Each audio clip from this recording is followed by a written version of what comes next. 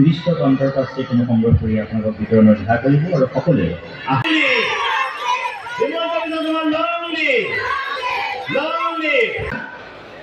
আজি ইমান বাচ্চা ঘৰত জন্ম হ'ব লাগে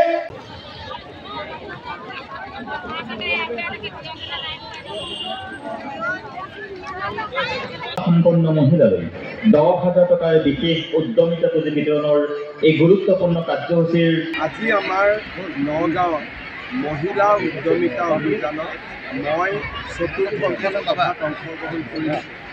কলিয়াবৰত হৈ গ'ল, আমাৰ নগাঁৱত হৈ গ'ল, ৰহাত হৈ গ'ল, আজি ব্ৰহ্মপুৰতো খুব ধুনীয়াকৈ হৈ গ'ল আৰু বাকী আমাৰ ঢিং, বহি, চামগুৰি এই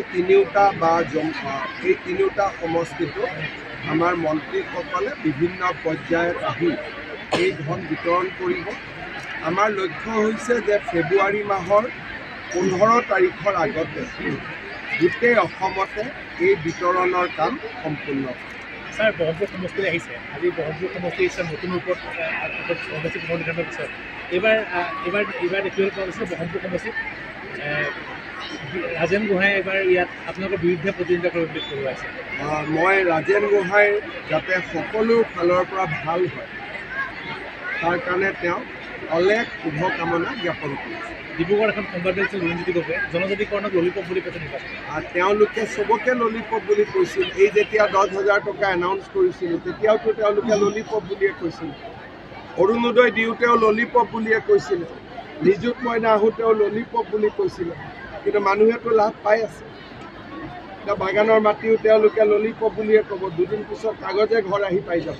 সূত্ৰতে যি ঘটনা হ'ল ছাৰ, কোনোবা স্থিতিসকল জড়িত আছে নেকি? এটা আপোনালোকে চিধা কথাত ধৰক, প্ৰতিবেদন দাখিল হৈছে 7টা, আন্দোলন হৈছে 3টা। তাৰ মানে প্ৰতিবেদনখন নপঢ়াকৈ আন্দোলন হৈছিলে আৰু পঢ়িলে তাত কোনেও বেয়া পাবলগীয়া একো নাই। সকলোৰে কাৰণে আমি যাতে সকলো জাতি উপজাতি আগবাঢ়ি যাব পাৰে তাৰ কাৰণে আমি সুন্দৰ প্ৰতিবেদন এখন দিছোঁ। সকলোৱে পঢ়িলে গম পাব যে ইয়াত কাকো অন্যায় কৰা হোৱা নাই, সকলোকে ন্যায় কৰা হ'ব। বহুতে বাচিল্য কৰিছে যে ইডিয়ে 71 দিনৰ পাছতহে সাৰ পাইছে বুলি। ইডি মানে কি কিহৰ তেওঁলোকৰ ইয়াত চব সমালোচনাৰ কাৰণে অসমত কিছুমান মানুহ আছে, ভাল কথা কোৱাও মানুহ আছে। ভাল কথা কোৱা মানুহে আদৰণি জনাব যে নহয় তেওঁলোক আহিছে, বেয়া কোৱা কথা কোৱা মানুহে সমালোচনা কৰিব। দুবিধ মানুহটো থাকেই। গৃহমন্ত্ৰী আহিছে, বটদ্ৰৱা প্ৰকল্প সম্পূৰ্ণ হৈছে।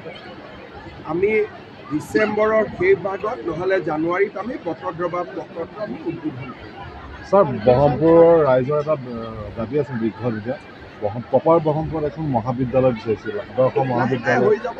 এতিয়াতো আৰু মোৰ কাৰ্যকাল 2 মাহ আছে, গতিকে এতিয়া ঘোষণা কৰিলে মানুহে ললিপপ বুলি ক'ব। গতিকে যি কৰিব লাগে ছাৰ আপোনাৰ মুখেদি ললিপপ বুলিয়ে ক'ব। নাই ছাৰ,